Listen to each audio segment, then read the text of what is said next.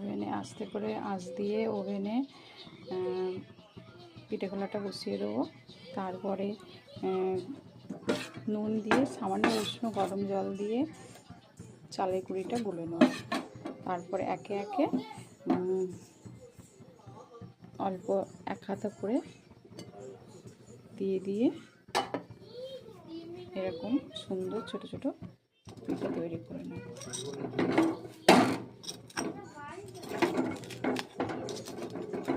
পিঠেটা খেতেও ভালো, স্বাস্থ্যকর, খরচও কম।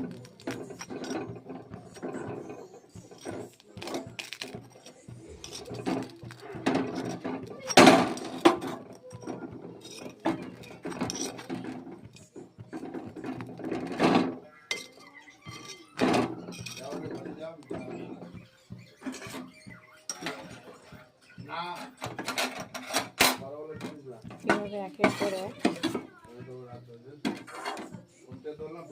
দিয়ে করে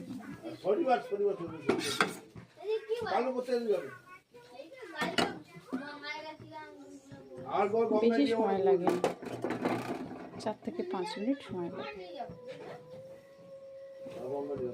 এইভাবে তৈরি সুস্বাদু খেতে সুস্বাস্থ্যকর পিঠে।